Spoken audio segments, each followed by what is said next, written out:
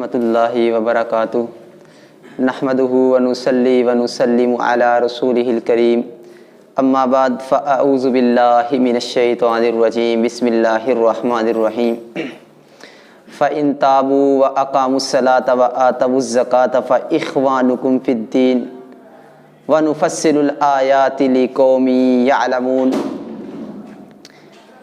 عزیز بھائیو، زکوٰۃ اسلام کے ارکان میں سے ایک تیسرا رکن ہے، اور قرآن و حدیث کے اندر زکوٰۃ کی بہت ساری اہمیت آئی ہے۔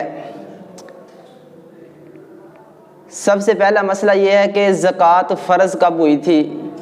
کیا زکوٰۃ مکہ کے اندر فرض ہو گئی ہے یا یہ مدینہ میں آ کر فرض ہوئی ہے؟ اس کے اندر علماء کرام کا اختلاف چلتا ہے۔ فتاوی الدین الخالص کی جلد نمبر 8 صفحہ نمبر 160 کے اندر امین اللہ بشاوری صاحب نے تھوڑا سا اختلاف ذکر کیا ہے۔ تو ان میں سے اختلاف یہ ہے کہ جو لوگ کہتے ہیں کہ یہ مکہ کے اندر ہی فرض ہو چکی تھی زکوٰۃ، وہ دلائل دیتے ہیں وَآتُوا حَقَّهُ يَوْمَ حَصَادِهِ، کہ اللہ تعالیٰ نے قرآن کریم کے اندر کہا کہ وَآتُوا حَقَّهُ يَوْمَ حَصَادِهِ، کہ اس کی کٹائی کے دن ہی اس کا حق ادا کرو۔ تو یہ سورۃ الانعام کی آیت ہے، اور سورۃ الانعام مکی ہے، مکہ میں نازل ہوئی ہے۔ اسی طرح سورۃ المؤمنون کی آیت کہ قد افلح المؤمنون، اور آگے جا کے اللہ تعالیٰ نے ارشاد فرمایا والذین هم للزکاۃ فاعلون، تو یہ جو سورۃ مؤمنون ہے یہ بھی مکی ہے۔ تو ابن کثیر رحمہ اللہ نے بھی اسی بات کو ترجیح دی ہے کہ زکوٰۃ مکہ میں فرض تھی، لیکن اس کی مقدار جو سونے اور چاندی کی جو مقدار بتائی گئی ہے، اور اسی طرح اگر 40 بکریاں ہوں تو پھر زکوٰۃ ہوگی، اور اسی طرح 5 اونٹ ہوں، یہ جو مقدار تعین جو کیا گیا ہے نا اس کا، یہ ہوا ہے مدینہ میں 2 ہجری کو جا کے۔ تو زکوٰۃ مکہ میں ہی فرض ہو چکی تھی، لیکن یہ بغیر تعین کے تھی۔ تو اسی طرح زکوٰۃ کی قرآن و احادیث کے اندر بہت ساری اہمیت آئی ہے۔ چند دلائل آپ کو پیش کرنے سے پہلے میں زکوٰۃ کے لفظ کی تھوڑی سی تفسیر کرنا چاہتا ہوں کہ زکوٰۃ لفظ کا معنی کیا ہے۔ حافظ ابن حجر رحمہ اللہ اپنی مایا ناز کتاب فتح الباری کے اندر زکوٰۃ کا معنی بیان کرتے ہوئے کہتے ہیں کہ زکوٰۃ یہ 2 معنوں کے لیے لفظ استعمال ہوتا ہے، زکا یزکی تزکیۃ و زکاتن۔ ایک تو اس کا معنی یہ ہوتا ہے کہ بڑھنا، زیادہ ہونا، اور دوسرا معنی اس کا ہوتا ہے پاک ہونا۔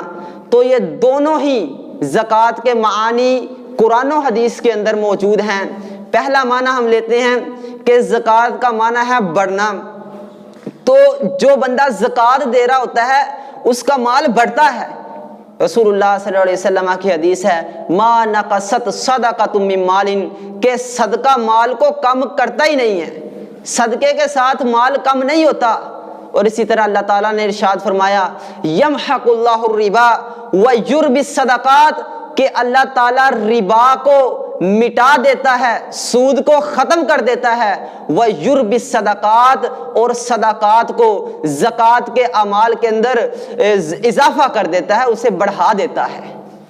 تو اسی طرح زکوٰۃ کا معنی ایک یہ کرنا کہ بھئی بڑھانا، تو اس کا مطلب یہ ہے کہ زکوٰۃ اس مال سے دی جاتی ہے جو بڑا ہوتا ہے، جو زائد ہوتا ہے۔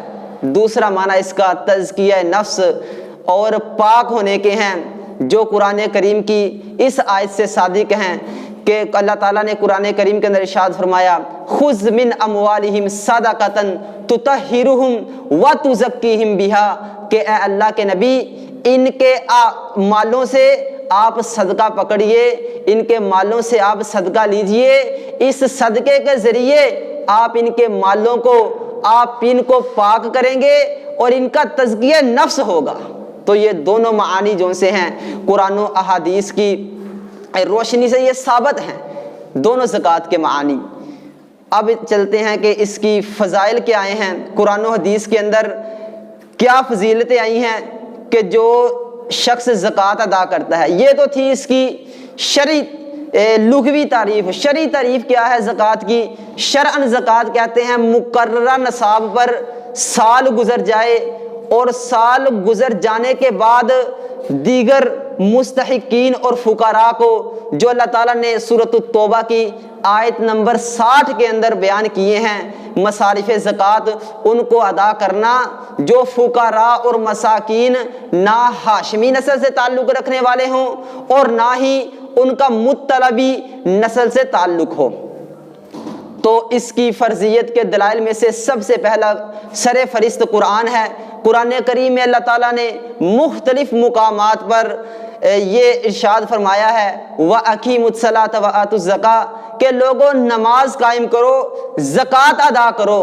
تو وَآتُوا الزَّکَاةَ یہ آتا یوتی ایتاءً سے امر کا صیغہ ہے، اور امر عربی زبان میں وجوب پر دلالت کرتا ہے الا کہ کوئی قرینہ ایسا آ جائے جو اس کے وجوب کو استحباب کی طرف پھیر دے، وگرنہ وہ وجوب پر ہی دلالت کرتا ہے۔ تو یہاں وآتوا الزکاۃ میں جو قرینہ ہے وہ وجوب پر دلالت کر رہا ہے۔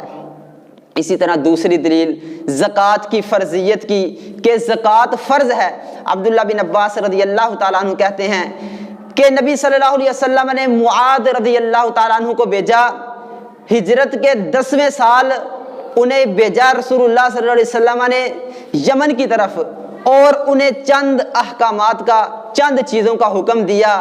سب سے پہلی چیز جو معاذ رضی اللہ تعالیٰ عنہ کو بتائی، کہا کہ یمن کے اندر جا کے یمن کے لوگوں کو ادعوہم، انہیں تو نے دعوت دینی ہے، تو نے جا کے انہیں شہادتین کی دعوت دینی ہے، لا الہ الا اللہ محمد الرسول اللہ کا ان سے اقرار کروانا ہے۔ فَإِنْهُمْ أَطَاعُوا لِذَلِكَ اگر وہ اس بات کو مان لے، تیری یہ اس بات کی اطاعت کر لے تو ٹھیک ہے۔ پھر دوسرے نمبر پر انہیں کیا کہنا ہے، ان اللہ قد افترض علیہم 5 صلوات فی یوم ولیلہ کہ اللہ تعالیٰ نے دن اور رات میں ان پر 5 نمازیں فرض کی ہیں۔ فَإِنْهُمْ أَطَاعُوا اگر وہ تیری یہ بات مان لیں، فَأَعْلِمْهُمْ پھر تیسرا حکم کیا انہیں سنانا ہے، ان اللہ قد افترض علیہم صدقۃ فی اموالہم کہ اللہ تعالیٰ نے ان کے مالوں کے اندر صدقے کو فرض کر دیا ہے، تؤخذ من اغنیائہم وترد الی فقرائہم جو ان کے غنیوں سے، مالداروں سے لیا جائے گا، وترد الی فقرائہم اور ان کے فقیروں کی ہی طرف لٹا دیا جائے گا۔ تیسری دلیل جس سے یہ بات سمجھ میں آتی ہے کہ زکوٰۃ جو سی ہے وہ فرض ہے، اور وفد عبد القیس جو 9 ہجری کو رسول اللہ صلی اللہ علیہ وسلم کے پاس تشریف لائے، آپ نے انہیں 4 چیزوں کا حکم دیا اور 4 چیزوں سے منع کیا۔